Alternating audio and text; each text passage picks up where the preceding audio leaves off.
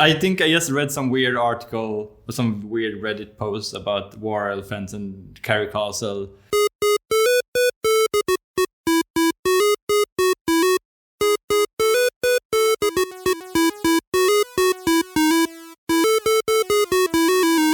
We're back with another episode of Open Indie, and today we're gonna look at a dark fantasy universe called Source of Madness being developed in Sweden.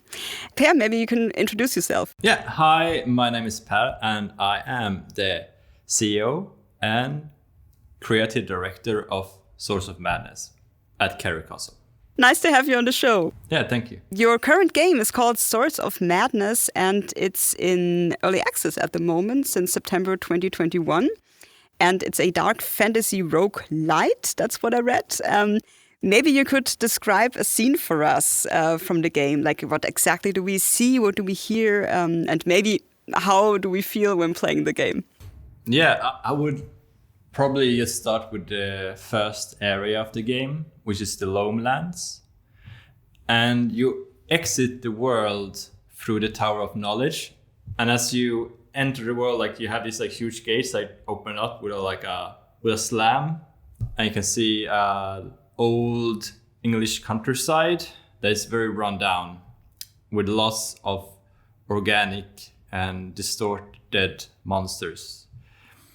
And the combat and the world in this scene is one of hectic scrambling. Like you run away and the monsters follow you, and you run away and dodge, and you can jump up on top of their heads and you can try to dodge these weapons and spells in midair. And you just try to survive. I read it's inspired by Lovecraft. Yeah, I do. I have gone down the swamp, like the swamp of Lovecraftian stories, and read so many of them. And I read a lot of Mike Mignola's comic books as well, which are very gothic and occult-like. And I think the nice thing about the Lovecraftian aspect is the fear of the unknown. And this is what we wanted to try to experiment with in this game. We want to experiment, what if you don't know what's on the other side? And what if you don't know what kind of monster you will fight? And that's what we thought would be a nice procedural fit with the roguelike genre and Lovecraftian, is that we will have procedural monsters and you would not know what kind of monsters you will be fighting. And every new time you replay a new run, you will fight new kinds of monsters that you have not seen before. Your game, it has an AI which creates the monsters. So what does that mean? Does the AI create always other like weird looking monsters, or also change their skills and behaviors? And how does it work? Yeah, so in the game, we have a couple of different AIs. I would almost say that the one that procedurally generates the monsters is more of an algorithm, or even though AIs are also algorithms, but this is more of a structural procedural generator for the monsters. Like they stitch together, like Frankenstein, like you stitch together different body parts and limbs and spells to create a monster. But then we have, like, since our game is physics-based, like all the monsters have limbs and muscles, we have the sophisticated part of the game is that we have trained a neural network to generally make 2D physics bodies, like with muscles, walk. So the idea is that this AI should be able to take any body that we throw at it, and it should be able to walk somewhat good. So that's the big challenge. Does the AI then only create these different looks of the monsters, or can the monsters also behave differently in a fight? Yeah, like they can. We have different attack and movement patterns for the monsters that are a little bit different properties in how they will walk. But the thing with the look of the monsters, we actually also have this offline tool that we're using to generate textures. So we have an AI painter that repaints monster skins for us. So we have quite a lot of different variations on the same kind of asset or like limb, but we have repainted as fire or as magma or as frog legs, that kind of stuff. So we have this fancy AI that can repaint all our assets so that we don't have to do all the painting. Like we create the concept art kind of for it, and then we have it repainted in different styles, so it can look like it's meat pile or like meaty or is very tentacly or something like that. And that makes that we can like from the same asset we could have a lot of different variations, and we can make them feel and look very different and have them fit their habitat more. Like, so if we have a Forest of Lights, for example, is a swamp with lots of arcane and occult magic, and there we have them more be fused with frogs and snake skin kind of things that look more like that environment. Maybe you could also describe the gameplay a little bit for us. So there's lots of fighting, or is it more like exploring? Yeah, I would say it's lots of fighting. It can get kind of intense. Our goal with the game is that you should get into a flow where you can feel like you're very struggling or you are invincible at times. And the gameplay loop is kind of like at the start of a new level, when you progressed in the roguelite, you will be a little bit underpowered, but as you get more items in the game, you get more overpowered. So you get these kind of peaks as you play the game. And the combat is basically magic slinging. Like you shoot lots of different magic types and try to find synergies and try to become more powerful that way. And you try to either be in melee distance or you try to kite the monsters quite a lot. So you can pick your own kind of style, but it's a very intense action roguelite. Why light? What's light about it? The light thing is, for one thing, that is action roguelite. So you can't really have an action roguelike. That doesn't exist, since it's roguelikes are supposed to be like they are supposed to be turn-based, for example, and also not have any progression. And in our case, in our roguelite, we have progression in the form of a very big skill tree where you can find new classes and new unlocks, and you can slightly make it more easier, but it's more that you will need all the help you can get to complete the levels. So you can like upgrade some healing potions and that kind of stuff. Our main inspiration for the game has been Dead Cells, especially for flow and some of the unlocks things in the game. So when you unlock a thing, it has a higher chance to drop in the world, or it has a chance to drop in the world, that kind of stuff. Well, because the AI is always creating different weird monsters, how mad will you get when playing Source of Madness? Well, I mean, it says so itself. It's the source of madness, right? So you get very mad. No, well, yeah, it's. I think there's these moments where you think you're safe and then you're not safe, and you like kind of get like. It's not a jump scare, but it's almost like a jump scare. Like you didn't think the monster would be able to get to you, but it could in some strange way. And that's like there's not a madness mechanic per se in the game at the moment, besides some curses that you can get. Yeah, but there's not a madness mechanic. What games can it be compared with? Like who will have most fun playing this game? It also sounds a bit like Dark Souls. There is some aspects of it that is. We wanted to make it challenging, and I think they call, for example, it's also similar to Dead Cells in a lot of ways, and they call themselves Souls-like or Metroid Souls or Retro Souls, something like that. And I think that's like, it should be challenging, it should be some combat. A lot of the combat in Dark Souls is melee based, but you can also play as a magical person or class. And I think that there's while there are magical spells, roguelites like Wizard of Legend and that kind of stuff, I think there's not enough with like funny and nice looking physics-based spells. So that's kind of something we excel at, is that our monsters are physics-based, so we can have spells that are physics-based. So for example, we can make spells that creates a webbing to the floor, and you can actually see how the monster struggles to get free from the webbing, like spider webs and that kind of stuff. And that's stuff we're going to experiment more during the early access with as well. But yeah, there has similarities to Dark Souls in a way, even though it's 2D, and Dead Cells for sure. And there's Dead Gods and Hades. There's some inspiration from that, even if it's side view. And I would say even Blasphemous has some. I hate some parts of Blasphemous, and I think we fixed some of those parts. But it's a gorgeous game, of course. But yeah, I think it's like if people like roguelites and some, it's not like while it's platforming, it's not our focus isn't platforming at all, but it's the combat and the exploration. Source of Madness is in early access at the moment. What player feedback are you getting? Yeah, we are getting surprisingly a lot of, like, it's good. Like, most people really like it. And now we're starting to experiment with stuff, and people will have a lot of things to say about those things. Like, we're trying to experiment with family curses, which is kind of strange roguelite way of adding progression. It's kind of like that we have last names that have different like stats in the game. And if you get a curse in the game, those curses will stay on that last name. So if you pick another guy or a girl with that last name, though they will also have the curse until you purge it. So, but the idea is that these curses are somewhat bad, but they should also be able to find a very weird, like quirky synergy with some stuff. So it could be turn something bad into something good at the same time. Or it's something we're experimenting with, at least. Can you name a curse, like an example? Yes. So there's like 2 fun ones I implemented just recently. The first one is like followed. We just call it you being followed. And it's that something that spawns monsters at you. Like maybe 1 or 2 minutes delays. Like sometimes it spawns a little monster at you. And that could be a nice way to just get more currency or just to trigger up some stuff in some places.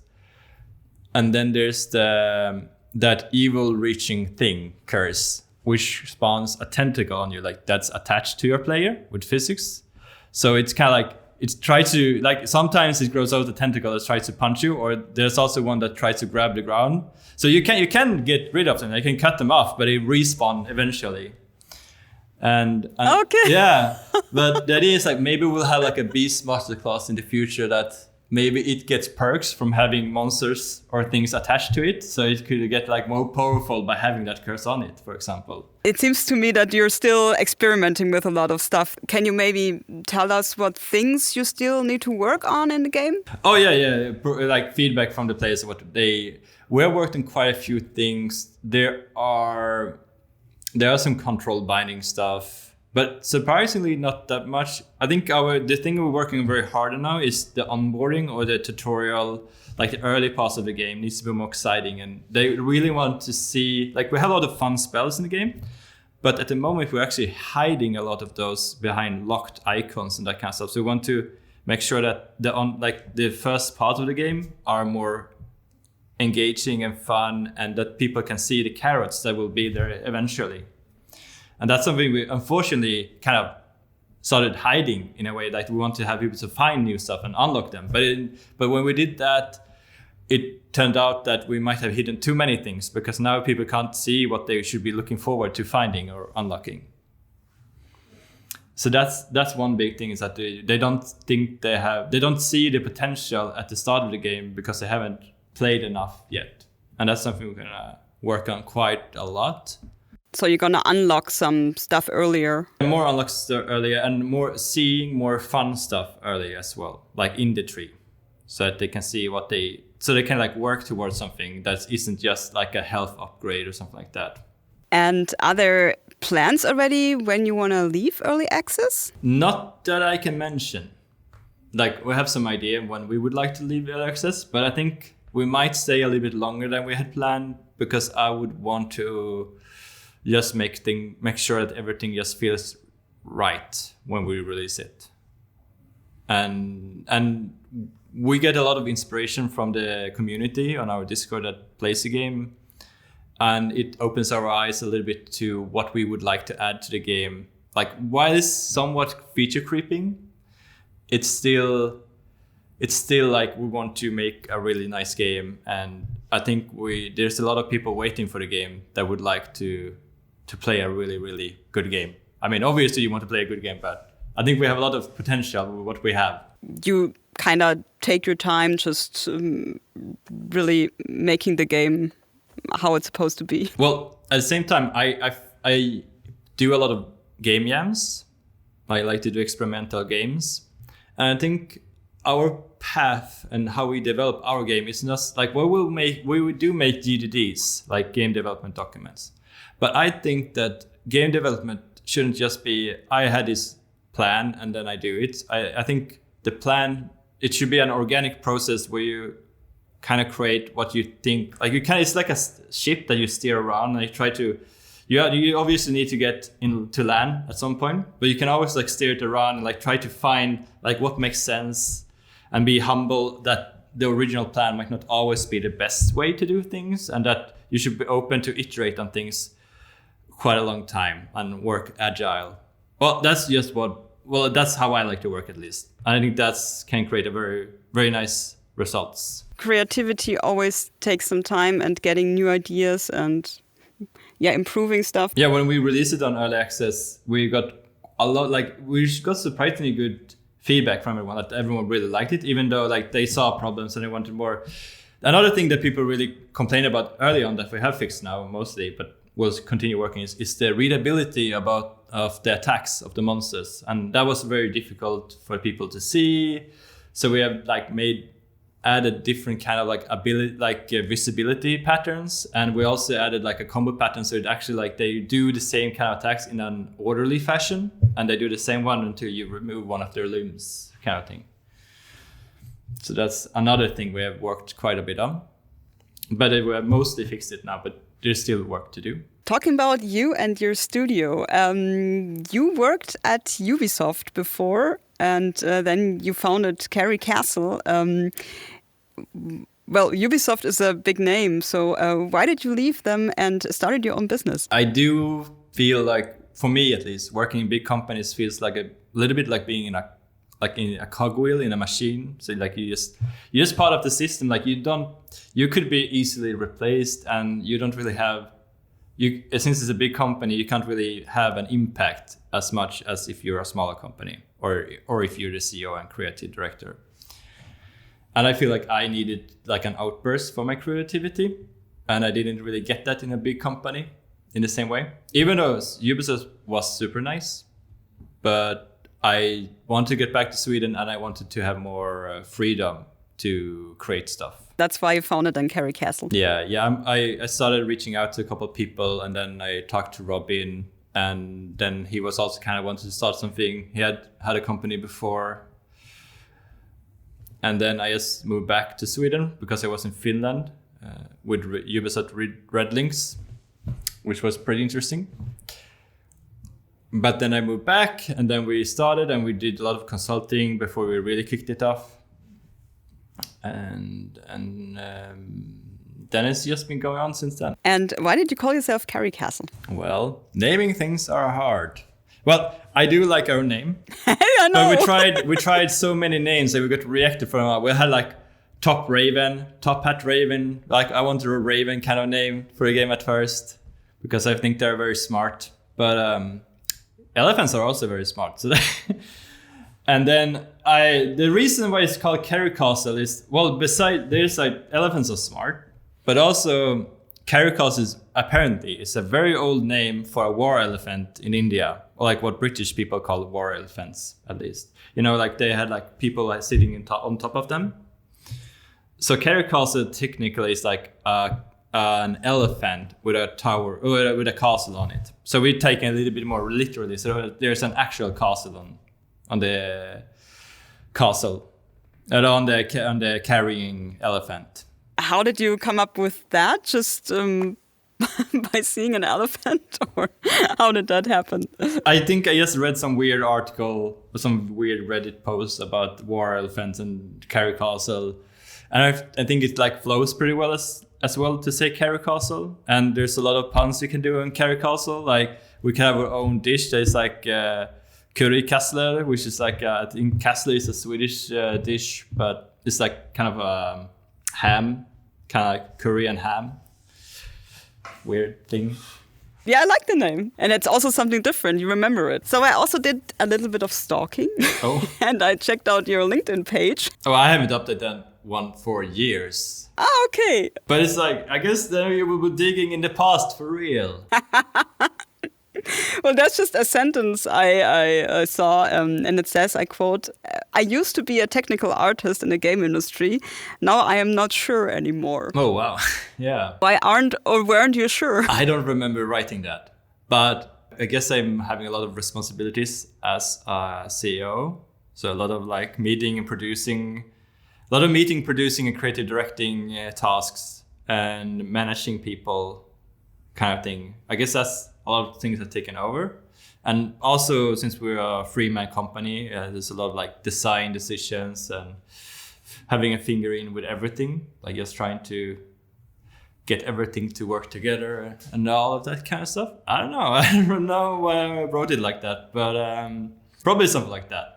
I guess I'm not a technical artist per se anymore, but I still feel like a technical artist. Like, I feel like I'm fighting fires all the time. Well, it's not like there's fires all the time, but I want to help and fix things.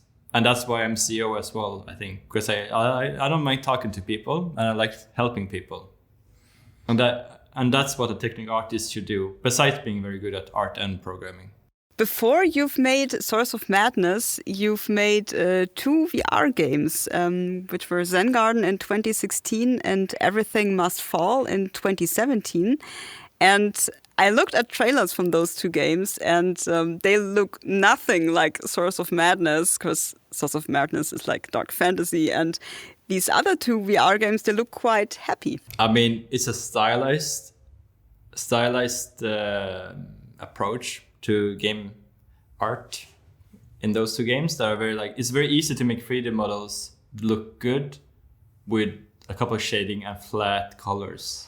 And it's kind of like the style of Nintendo, I suppose. And those are, it's very, like, I like to find pipelines and ways, since I'm a technical artist, I like to find ways for us to be, like, we were 2 people back then. So I wanted to find ways for us to make a lot of content with very few people or only me. So that would be one way, like, instead of having an AI painting our pictures and that stuff, I made it so that we have flat colored shading. Well, not flat color shading, but flat colors with shading and properties and good material properties, which makes it look more like Nintendo. And another reason is that I think we just weren't mature enough, like not mature that we didn't do mature stuff, but that we didn't do our business quite well enough. And one reason, I was betting on that VR would be a big thing. And then it wasn't such a big thing. It was okay, but it was very hard to survive on VR games back then. It might change now with Oculus Quest, but it was very niched. And I think people wanted more mature games because it was only adults that could buy those kind of hardwares. So I think, and we also tried to, we wanted to make a game that also would work on PlayStation VR, even though we never released it on PlayStation VR. We did some limitation on how to design the game and the look of the game to fit those criterias. Oh yeah, and this easy style is also very optimized. Like it runs very well on VR headsets and such things. So it's a very thankful approach to making VR assets that is like very clean and easy looking for the eye. And I think that was actually one of the major reasons why we keep it very clean, like we did in Zen Garden and Everything Must Fall. Because VR games were quite difficult, like to get the people, and still are, I think. Is that the reason why you said you quit making VR games and do something different now? Yeah, honestly, I think I burned out a little bit on VR because it went bad enough that we had to do a lot of consulting, and it was kind of tight with the time. Like we had just enough money, like we burned out through our savings to start a game company and all of that early on, and then the game didn't make any money, even though we were on an incubator. And we had a lot of we actually went around a lot of events and had people playtest them. So everyone loved the game, but I think they also loved to test out VR when it was new. So it's very easy to get false verification on things with the VR games, especially then. So yeah, I think it's just very, very hard to succeed and survive when making VR games. Like some people do, but very few. I mean, I love making VR games, and I still do some 3D sculpting in VR because it's so much nicer than doing it the old-fashioned way. Oh, really? Yeah, like there's a voxel-based sculpting program called Medium, which is very, very nice. So you design in VR, and but the game doesn't have to be in VR. Yeah, for some game jams, I just go into the VR space instead and sculpt the things, because you can make a lot of very high poly assets very, very quickly that way. And you get a very good perspective on shape and form when you are in 3 dimensions. Did you also design some stuff in VR for Source of Madness? Yeah, actually I did some of we have a cinematic at the start where I did the concepts in VR actually. Yeah, I sculpted ideas in VR. And some of the sculpts I even took into Blender and did a high-res render stuff on it. So actually, a little bit. On the Oculus Store, I also saw that your VR game, your second one, Everything Must Fall, is still in early access. Are you still working on it? Well, I do hope to finish it at some point. I think that I don't even know if early access is still a thing on the Oculus platform. But we were one of the first ones to use early access there. And then, but I think it was part of we were burned out. So we just stopped everything back then to focus on our health and getting money to survive. So we started working consulting and did a lot of work jobs for Volvo, and a lot of VR or AR related jobs to different firms. And then we finally got back on our feet and started working on the Source of Madness stuff. How did you get the idea then for doing such a game like Source of Madness? I was going to pitch a funny game that we did a game jam for, which was Dino Incognito, which was basically those T-Rex suits that people have. Yeah, imagine that you're playing like that one, but you're actually a real dinosaur, and you're trying to hide that you're a real dinosaur, that pretending that you are in fact one of those suits, but you're not. You're actually a real dinosaur. So, but the scope was pretty big, and I don't think it was a game we would have wanted to make in the end, and it was pretty big scope. So 1 week before GDC, I changed and tried to remake Source of Madness, the first part of it, just making some art for it and some character. And then me and my co-founders made some quick AI stuff to make the monsters move around. And then we actually showed it off a little bit, or we showed it off on GDC, and people were actually a little bit interested. But we had a very different look back then. That was black and white, hand drawn. It's very hard to pop and be visible with black and white, because it's not, while it's contrasty with black and white, it doesn't really contrast to everything else that is colorful. So it took a while, it took maybe a year before we changed to this AI style and colors. But it was a very interesting trip. But the fun thing is that since I found and made some part of the AI, we could just use the old concept art and the old ink drawings as a base for the AI to work on. So it just repainted those assets, which was nice. So I saved a lot of time doing it that way. I saw, looking back at your very first VR game, Zen Garden, there's a description on your website. Yeah, back to the stalking. And there it says, I quote, "The project was made on personal demand from our developer, Fornander, who felt dissatisfied with the current relaxation apps on the market." What happened that these apps don't relax you? Well, it's true. I felt like the apps that were there, it was for the Gear VR, for the Samsung phone. There was an old headset. They had their own thing that I worked with Oculus with. But I felt like I didn't really like those apps, and you just were in a room. But in our game, in our Zen Garden experience, you could play music pretty much. You could look at objects, and you could either it pulsates or do meditative stuff like pulsing and channeling, and you can look at different kind of light orbs, and if you look at them and sweep your vision across them, they play this kind of melody, ping pong bing ding kind of things. And it was very, very serene, and we had a couple of different rooms that were very nice, out in the Arabian desert, or in a stone Zen garden, or in a big cathedral and pantheon, I think we made as well. And we actually have very good assets as well. We have made it very nice looking for being on a phone back in the days. So I'm pretty proud of that one.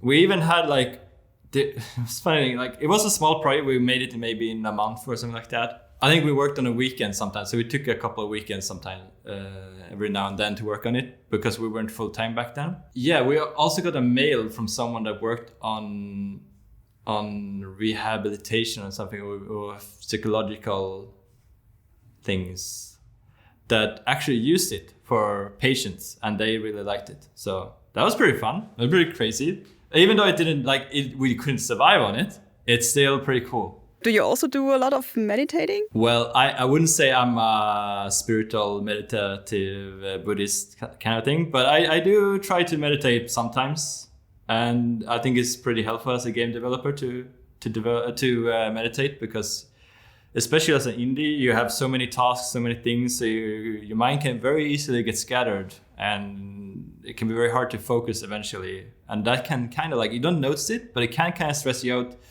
eventually, and then you need to take a breather and try to meditate maybe 15 minutes, 20 minutes. And I do it when I get home sometimes, and I think it helps quite a lot. Like sometimes you don't even realize that you're stressed. Do you also meditate with Zen Garden? I don't know if the Gear VR thing works anymore even. It was quite a long time ago, like 4 years ago or 5 years ago now, I think. So I think maybe the VR industry have moved past those things. I do think it's a very nice experience, though. I really liked it. I used to watch movies with the Gear VR as well. I think if I still had a phone with it that worked, I probably would have used it a little bit. What moment in your life as a developer will you always remember? Is there something? Well, I don't know if this has too much to do with it being a developer, but well, when I lived in Finland and I worked there was this moment where Sweden and Finland have some kind of rivalry. I think it's mostly Finland that has a rivalry with Sweden. But we owned them for like 600 years and have a crusade against them or something, I think. So they have to learn Swedish in school. So there's a couple of things that they're a little bit sour about. But Sweden don't remember that. But yeah. But yeah, so I was working there, and I don't know how long I worked there, but maybe 3, 4, 5 months. And then we had there was a hockey fight, like not a hockey fight, I mean a hockey game. And it was Sweden against Finland, and Sweden won. I was like looking at it, like I don't really watch hockey, but at that point I'll watch hockey, and everyone was at the big TV room, and I was like working at my place because I had stuff to do, I thought. But I still had I watched a little bit at the side. But then like I could just hear, it was pretty tense to be the only Swede in Finland, or in that office at least. And then the Swedes beat them, and everyone was so upset. And then it was kind of crazy. Like I think the creative director there at the time is a very interesting and kind person, but he's also very crazy. He's a very crazy guy. And I don't know, I think he was just full of adrenaline or something. And he challenged me to a wrestling match after that because they lost or something. I think that's at least. And it was very intense. Like imagine that. I don't think even that would fly nowadays anymore, I guess. But even though it's only like 5, 6, 7 years ago, and then we had a wrestling match, and then he had what's it called, the strangle lock hold, I think, on me, and I pushed him back. So I actually pushed him into a table or something. And we actually had a real wrestling match, Matt. In the office or what? Yeah, he's crazy, but it's a fun kind of crazy. But it was, I mean, is this all okay? But I didn't get too hurt, but it was a very, very interesting workplace. I mean, I think besides that, it was kind of a nice place, but. But I think the other part of that is I think he broke his toe when I pushed him into that table. Oh shit! So and he was going to E3 like a couple of weeks after that or something like that. Oh no! Wow, it's kind of, well, I mean that's very intense memory for me because there was so much stuff and so many things that happened for that reason. I don't know. Yeah. I mean, he didn't just wrestle me. He wrestled, like, I think every new person had to wrestle him, which is kind of also a little bit strange. But it was a bit like this kind of like weird, crazy. He's like this weird, crazy uncle that tries to make people laugh. Like he does a lot of volunteering work as a clown, I think, for kids. So he has this kind of like weird, like he jumps from a high tower dressed in like clown makeup kind of stuff to make like, yeah. He's a crazy person, but he's a very fun person at the same time. I just hope he doesn't wrestle the kids as well. Yeah, I wouldn't stand a chance. It would be a short match at least. Yeah. Oh my God. Oh, that's a cool memory. Yeah. Yeah, looking more at Sweden and where you're also getting support from, you've got a publisher at the moment. Thunderful. Are you happy having a publisher? I would say so, yeah. Yeah, we financed quite a lot of the development early on ourselves with our consulting money. But that's also up to a point so you can get the funding and actually be full-time and work on it and having force yourself to have a very good plan on how to execute on the idea, which is very healthy and very nice to not have to worry about financing for a while. So yeah, we financed like maybe 2 years almost with, originally we were probably financing a little bit less, but yeah, we've been financed the whole time now since we signed the contract with them, pretty much. So it's really, really nice because like it's really tough to run an indie studio. And it's very nice to have some stability in that kind of sense. Are there also funding programs in Sweden for indies, maybe especially? Well, there are not directly, I think. Like there's the EU stuff. Everyone can do the EU stuff. I think there was like the Creative 2020 or something EU thingy.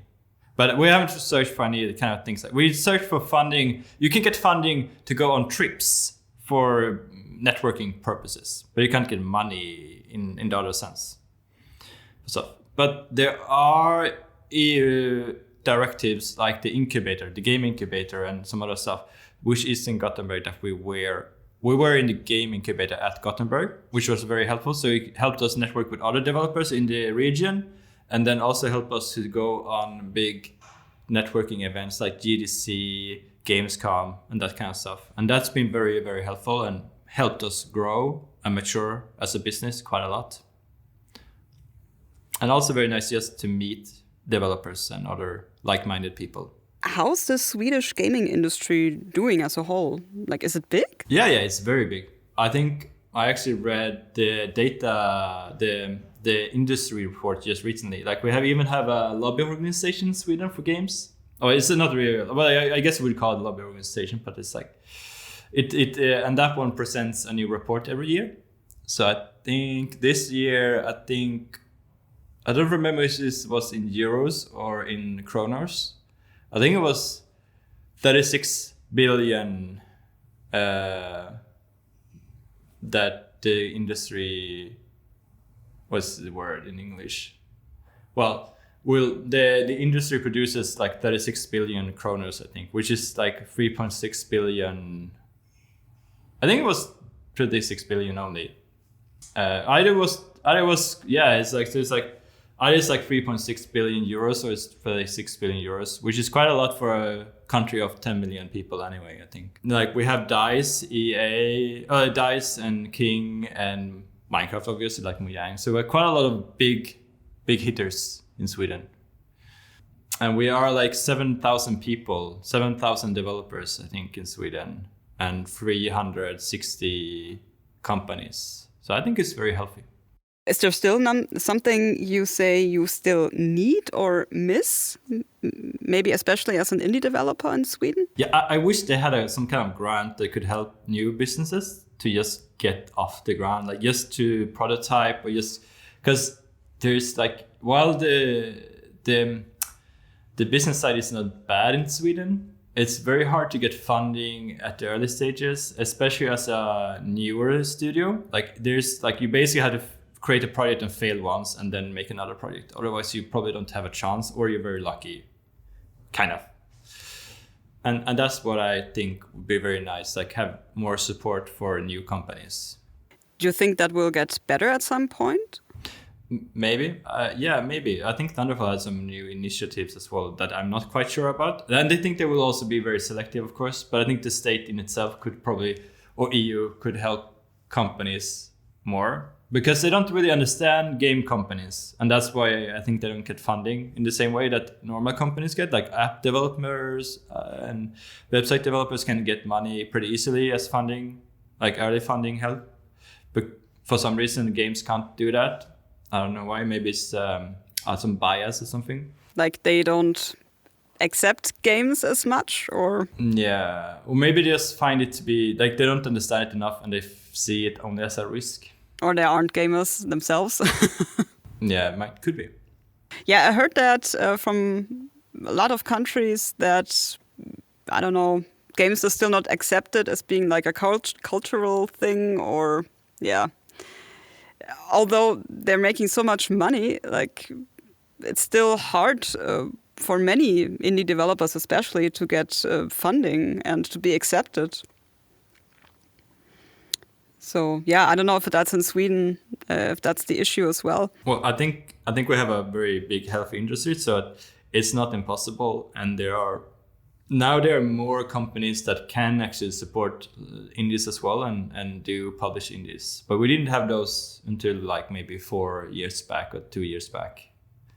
So like Embracer, I think they're called, has something they call Amplify, and they can like go into some smaller, newer companies and buy a share and help supporting them.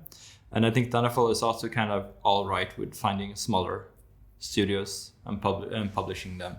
Source of Madness, your current game, is in early access at the moment. You're still working on it, but would you say still it is a game, it turned out how you wanted it to be? Yeah, I would say we wanted to do crazy stuff with physics bodies, like rigid bodies. Well, that's technical terms. But I mean, we wanted to do a spell slinger roguelike game with dynamic organic monsters that you can like, the spells has effects on them and that kind of stuff. And I think we have created kind of more than that in a sense. So yeah, I think we have made pretty much like what we wanted it to do. Yeah, so I'm really excited how it will turn out to be in the future. Yeah, I think we have lots of systems. We just haven't used them enough yet. Like we have a lot of systems that were made for this game, but we also made a lot of the spells doesn't have as much. Well, we haven't used the full potential of what we could do, and that's what we're going to start experimenting with now. And I think we're going to create a lot of interesting physics-based spells. That, like, for example, with like sticky bombs or anti-projectiles or anti-gravity spells or kind of like shock waves and that kind of stuff. Is there maybe something you want to tell Swedish indie developers who are maybe wanting to start their own business in Sweden? Yeah, don't do it alone. Even though people can make it work, I think there's always good to have a business partner. Is the main thing, I think. And also try to get in contact with an incubator. So like there's a lot of like incubators in Sweden for games. Or is it like, I think there's like 4 or 5 even. So it's like we have only 3 big cities. So there should be a way to find and be part of an incubator. And they are very nice and they don't really take a stake in your game or in your company. So they are funded by EU directives. So they are very off hands. And they can be very helpful to get out and get in contact with the right people. Yeah, very cool. Well, thanks so much for the advice and for being here, Per, and to sharing your stories with us, especially the wrestling thing. Yeah, I hope it doesn't become a Me Too thing now.